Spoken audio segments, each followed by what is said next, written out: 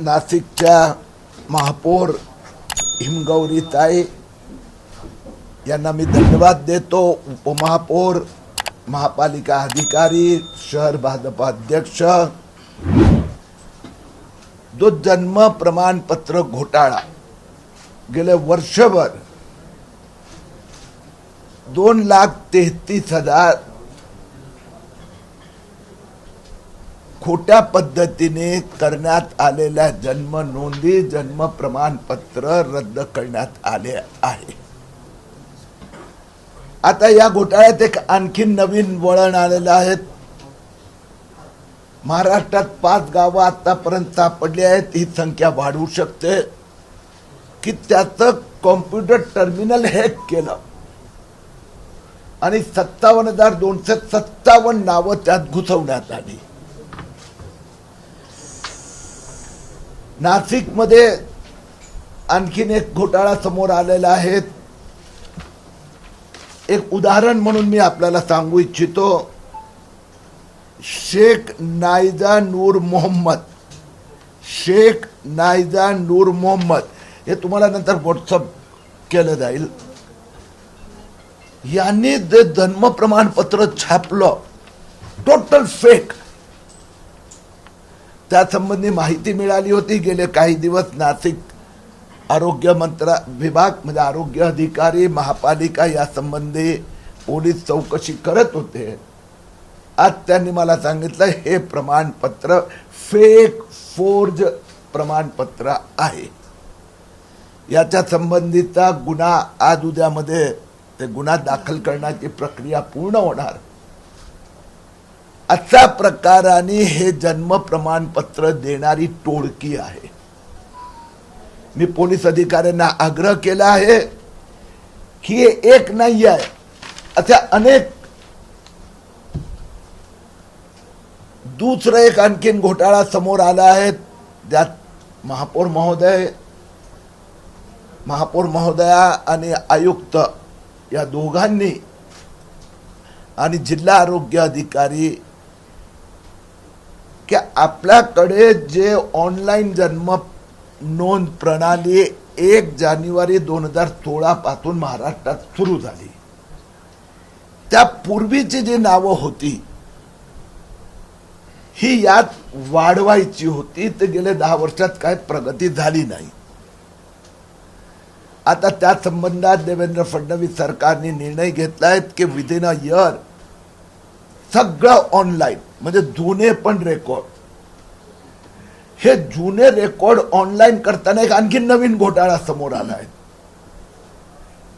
नाशिकमध्ये पण या संबंधात आमच्या लक्षात आलंय की ते जुन्या रेकॉर्डमध्ये 18,000 एंट्रीज वाढवण्यात आल्या. या सगळ्या बोगस आहे असं मला आत्ता या क्षणी म्हणायचं नाही आहे. पण नाशिकची लोकसंख्या 10 लाखहून अधिक आहे. Many more. जुन्या रेकॉर्ड पैकी फक्त 18,000च यात ट्रान्सफर करण्यात आले आहेत. हे काय आहे, कसे झाले, कोणी झाले, कदाचित जेन्युइन असेल. कारण की नंदुरबार मध्ये मी 4 दिवसापूर्वी गेलो तर तिथे अशा 11 ते 20 बोगस एंट्र्या सापडल्या. त्यातनं 97% बांगलादेशी मुस्लिम होते. इथलं मी महापौर महोदयांना विनंती केली आहे की या 18,000 एंट्रीची लवकरात लवकर चौकशी व्हावी. आपल्याला माहित आहे नाशिक जिल्ह्यातलं मालेगाव, पोलीस अधिकाऱ्यांनी आता कन्फर्म केलं की 3,977 मालेगावचे सर्टिफिकेट बोगस होते, रद्द करण्यात आले. 1,043 लाभार्थींना आतापर्यंत आरोपी बनवण्यात आले आहे. Once again I will repeat, 3,977 रद्द, 4 FIR झाल्या आहेत, चौकशी चालू आहे. चार्जशीट 1, चार्जशीट 2, चार्जशीट 3, आतापर्यंत 1,043 आरोपींना चार्जशीट मध्ये त्यांची नावं घेण्यात आली आहेत. त्यांना कोर्टाने बेलवर, जामिनावर सोडलं आहे. मालेगाव बाबत कोणीतरी भ्रम पैदा करतोय. कोणालाही हे जे 3977 लोकांनी फर्जी खोटं बोलून खोटं शपथपत्र किंवा बोगस दस्तावेज दाखवून जे जन्म प्रमाणपत्र मिळवले होते त्यापैकी एकालाही जन्म प्रमाणपत्र परत देता येणार नाही, शक्यच नाही. यांनी जर हिंदुस्थानात त्यांचा जन्म झाला आहे त्याचे पुरावे जर आणले कोणीही तर निश्चित त्या संबंधी प्रक्रिया आहे. आणि म्हणून नाशिकचे कुठले तरी नेते असे वल्गना करत असेल की सबको वापस दिलाओगे, एक काला पण मिळणार नाही. धन्यवाद. आपण आता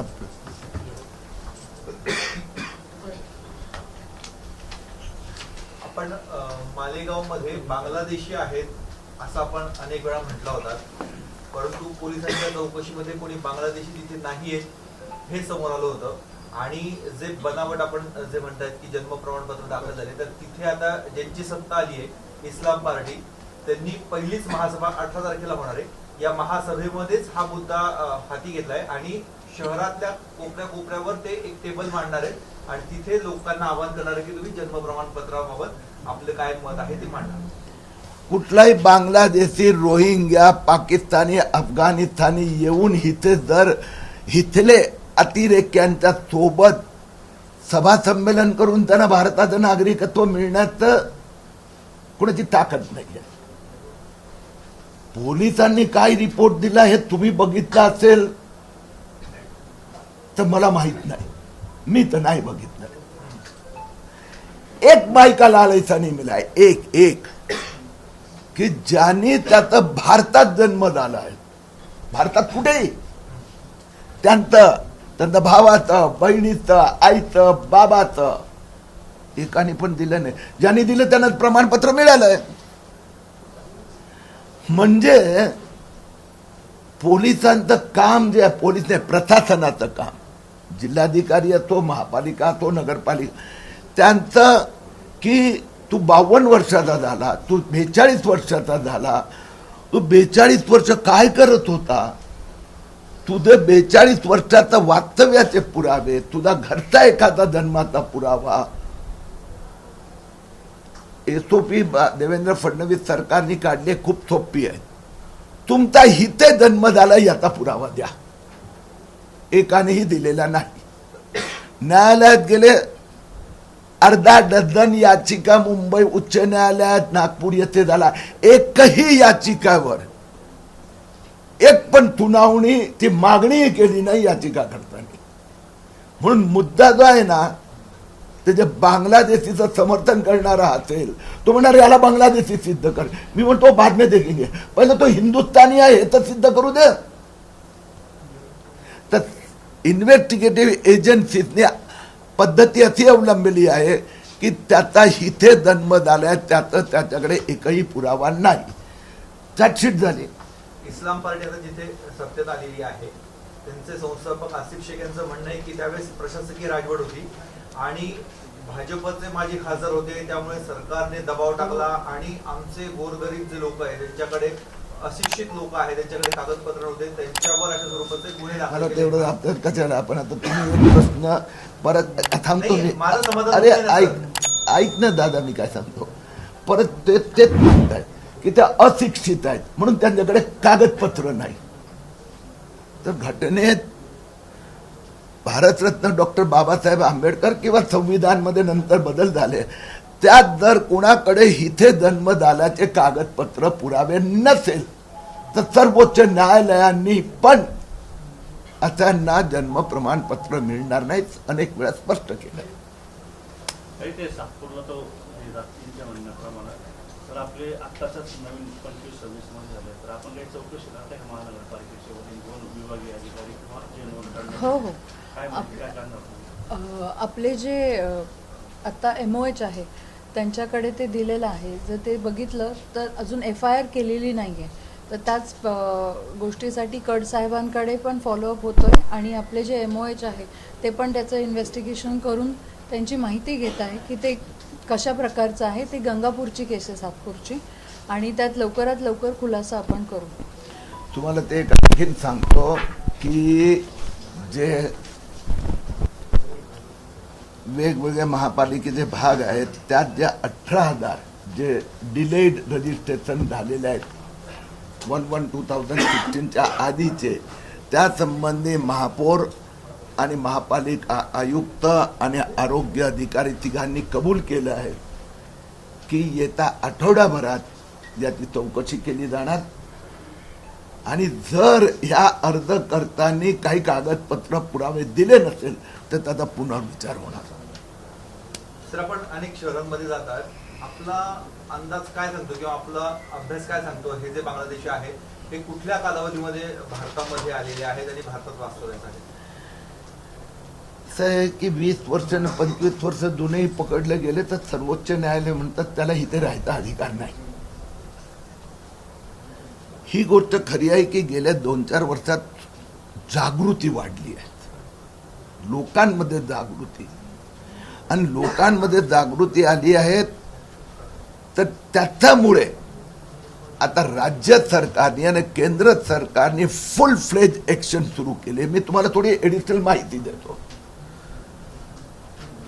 आता 13 विभागाने मंत्रालयात कुणालाही कामावर ठेवताना तो जर दुसऱ्या राज्यातून आला असेल, महाराष्ट्रात नाही तर दुसऱ्या राज्याचं असेल तर पोलीस व्हेरिफिकेशन होईपर्यंत यांना कामावर ठेवता येणार नाही. नंबर 1.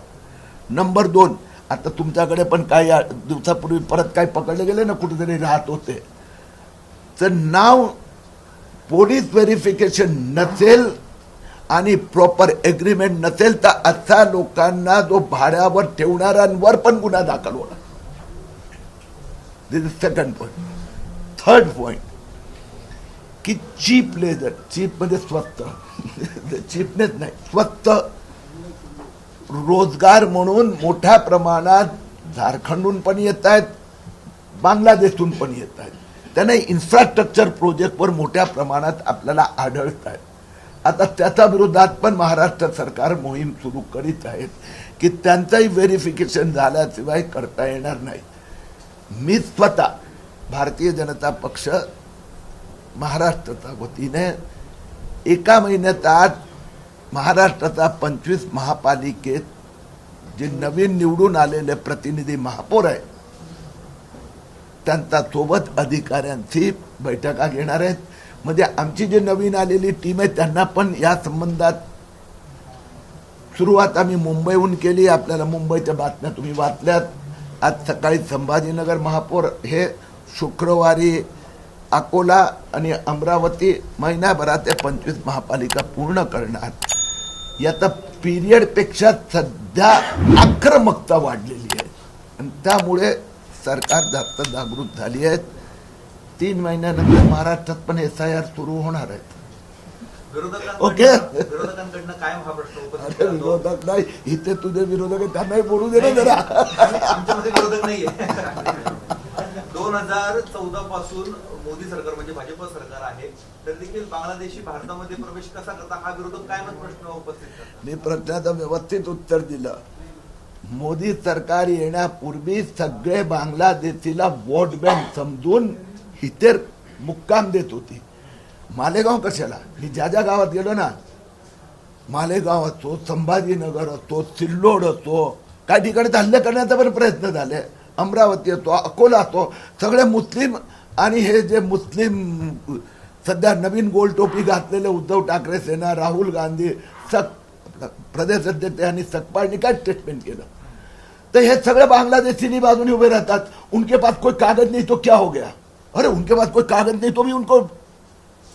तर म्हणून मोदी सरकार आल्यानंतर ह्या विषयाला वोट बँक नाही, राष्ट्राचा सुरक्षेशी जोडला, म्हणून जागृती आली आहे. त्यानंतर कोणी आलंच नाही असं आपलं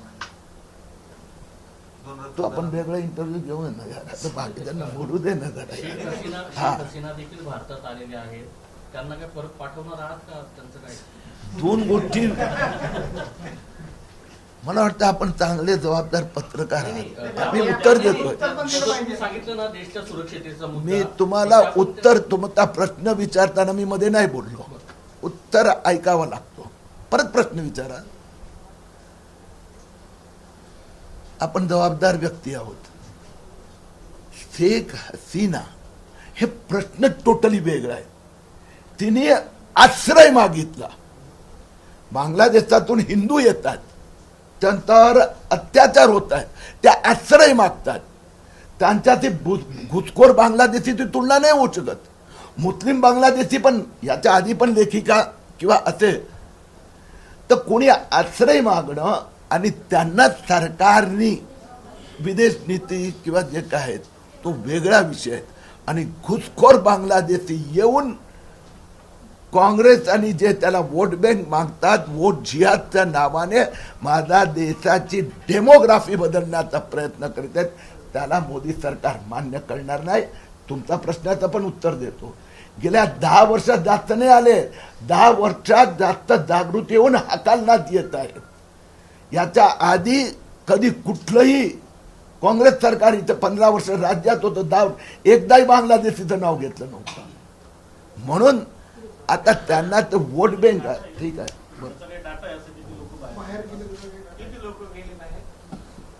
ते महाराष्ट्र सरकारचं पोलीस कमिशनर आणि त्यांना मी सांगतो सांगायला यात, कारण की 2 प्रकारची गोष्टी आहेत की त्यांनी एक स्ट्रॅटेजी अवलंबली आहे की ज्यांनी इथे गुन्हा केला आहे त्यांच्यावर ज्युडिशियल आणि हे बाकी जे सापडतात त्यांना परत पाठवून द्या किंवा येऊ देऊ नका. यात सगळ्यात मोठा अडथळा पश्चिम बंगाल आहे. पण आपल्याला त्या विषयावर जायचं नाही, डायव्हर्ट करायचं नाही. आपण नाशिक साहेब, तुम्ही नंदुरबारला गेलेले होता. जामिया इस्लामिक संस्थेसंदर्भात आपण आढावा घेतला. काय नेमकं निदर्शनास आलं? कारण त्यांना विदेशी फंड पण मोठ्या प्रमाणात आल्याचं कुठेतरी आढळून आलेले. ती पण एक पॉलिटिकल कॉम्प्रोमाइजचं एक विक्षिप्त उदाहरण आहे. जामिया इस्लामिया 1100 कोटी बाहेरून आले, विद्यार्थी 11,800. 11,800 पैकी 350 विद्यार्थी पण महाराष्ट्राचे नंदुरबारचे नाही. 11,500 विद्यार्थी तर सीमांचल आणि बांगलादेश बॉर्डरचे मदरसा. आणि जे विदेशी फंड आलं ते भलत्या ठिकाणी वापरले गेलं, ते टेररिस्ट ऑर्गनायझेशन मध्ये डायव्हर्ट झालं. जमीन त्यांनी आदिवासीची बळकावली, तर जमिनी संबंधी निर्णय आलेला आहे. जमिनीचा ताबा घेत आहेत. फॉरेन फंड त्याची काहीतरी 95 प्रॉपर्टी त्याची जबाबदारी यांनाच देण्यात आली आहे, प्रवीण गेडाम. आणि तिसरी गोष्ट त्यांचा FIR झाली आहेत. इलिगल विदेशी इथे राहत होते. तर अशा सगळ्या प्रकारची कारवाई सुरू आहे. ज्या प्रकारे दिल्ली बॉम्बस्फोटात प्रकरणी जे आरोपी पकडलेले होते त्यांचा कुठल्या तरी एका संस्थेसंदर्भात संशय आढळून आलेला होता, तसाच काहीचा प्रकार या जामिया इस्लामिक संस्थेचा. मी स्वतः हे विषयात फुल लक्ष देत आहे आणि 100% हिथला संबंध अतिरेक्याची संबंधित संस्थेची आहे. याचा पुढे त्या विषयावर नाही, म्हणजे विषय तो बरोबर, पण त्या अतिरेकी काय संबंध, कुठली संस्था पण आहे. मालेगावात टिपू सुलतान यांचा फोटो लावला आणि बाकी सर्व महापुरुषांचे जे महापूर कार्यालयात फोटो त्यांनी काढण्यात आले, याविषयी आपली प्रखर भूमिका काय असते? म्हणजे या देशात वोट बँकसाठी सत्ताधारी काही राजकीय पक्ष किती देशातील कॉम्प्रोमाइज करू शकतात. हे राहुल गांधी काँग्रेस, उद्धव ठाकरे सेना, शरद पवार MIM, म्हणजे टिपू सुलतानचा फोटो लावणं आणि काँग्रेस अध्यक्षांनी त्याचे कौतुक करणं, छत्रपती शिवरायाची तुलना करणं, याला महाराष्ट्राची देशाची गद्दारी म्हणायला हवं. भारतीय जनता पक्ष हे मान्य करणार नाही. जे घटनेच्या हिसाबात किंवा परंपरा जी आहेत, प्रथा आहेत, जे राष्ट्रपुरुषांचे फोटो लावायचे असतात, तुमचा पक्षाचा तुम्ही एखाद्या वेळेला समजा ज्या पक्षाचा सत्ता आली आणि लावला समजू शकतो, परंतु टिपू चालतात त्याची तुलना आपण बाबासाहेब आंबेडकरांची, शिवाजी महाराजांची, महात्मा गांधीजीची आणि यांच्याची तुलना करणार असाल तर ते मान्य होणार नाही. अशा प्रकारांची घटनाची दखल घेण्यात आली आहे आणि कारवाई पण होणार. याच्यामध्ये या सगळ्या टीकेनंतर हर्षवर्धन सपकाळ यांनी एक पोस्ट केलेली आहे आणि त्यामध्ये मुंबईत टिपू सुलतान यांचं नाव एका रस्त्याला देण्यात आलेलं आहे आणि आत्ताच्या ज्या मुंबईच्या महापौर आहेत त्यांनीच ते सूचक केलेलं होतं आणि अध्यक्ष जे आहेत अमित साटप यांनी त्याला अनुमोदन दिलेलं आहे. त्या प्रस्तावाची कॉपी त्यांनी शेअर करत एक प्रकारे भाजपवर मला कुठेही असे काही बघायला मिळालेलं नाही आहेत. हा एक भाग. दुसरी गोष्ट की कोणी काय एखाद्या व्यक्तीसाठी काही केलं असलं, छत्रपती शिवरायाची तुलना आणि संबंध संविधान घटना बाजूला टाकून द्यायची आणि टिपू सुलतान सर्वोच्च यातनी याची तुलना करण्याचा प्रश्नच नाहीये. शरद पोंक्षे म्हणतात का तुम्ही हिंदू प्लंबर, हिंदू वायरमन त्यांनाच घरी बोलवा, बाकीच्यांना बोलू नका, तुम्हाला 2 दिवस 4 दिवस वाट बघावी लागली तरी चालेल. असं आहे की काही लोकांना खूप विचित्र अनुभव बांगलादेशी गुंडगिरीचा झाला आहे, होत आहे, अनेक ठिकाणी होत आहे आणि त्यामुळे त्या समाजाचे किंवा काही समाजातले प्रतिनिधी चिंता व्यक्त करत असून, आता तुम्ही मला नाशिकची माहिती आहे पण मी मुंबईचा 100% सांगू शकतो, स्टेशनच्या आसपासचे फेरीवाल्याचे सगळे पीजपैकी 80% पीज बांगलादेशी मुस्लिम माफिया आणि मुंब्रा माफियानी कॅप्चर केलेले आहे आणि अनेक अशा छेडछाड दुर्घटना व्हायला लागल्या आहेत. मग त्या पालकांनी समजा काही चिंता व्यक्त केली तर त्यांची भावना समजून घेतली. पण ही माहिती आपल्याकडे ती गृह विभागाकडे नाही का? आपण खूप गंभीर आरोप केलाय की 80% जर त्यांनी कॅप्चर केलं असेल तर त्यांच्यावर कारवाई का नाही होती? आपण 1 पॉइंट प्रोग्राम आहे का? उत्तर 1 मिनिट, एक मिनिट, नो 1 मिनिट उत्तर 1 मिनिट. आम्हाला ऍक्च्युली सांगितलं असतं की नियम 1 मिनिट ऐका, 1 minute. Now you keep quiet.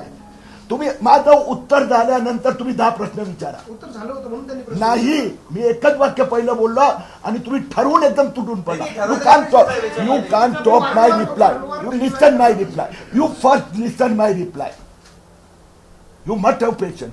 तुम्ही प्रश्न विचारतात ना, प्रश्न विचारता अधिकार आहे मला. मग आम्ही कोणी नाही म्हणलं. नाही, एक मिनिट ऐका ना, आपल्याकडे नियम सांगितले. एक मिनिट दोस्त, तुम्ही आता एक मिनिट, तुम्हाला उत्तर माझं ऐकावं लागणार, ऐकून घ्या. एक हात देतोय मी. एक 1 पॉइंट प्रोग्राम आहे का काही लोकांचा? अरे मी उत्तर देतो. एक मिनिट, एक मिनिट. 1 पॉइंट ए भाऊ, तुम्ही उत्तर देऊ देत नाही. उत्तर हा हो. 1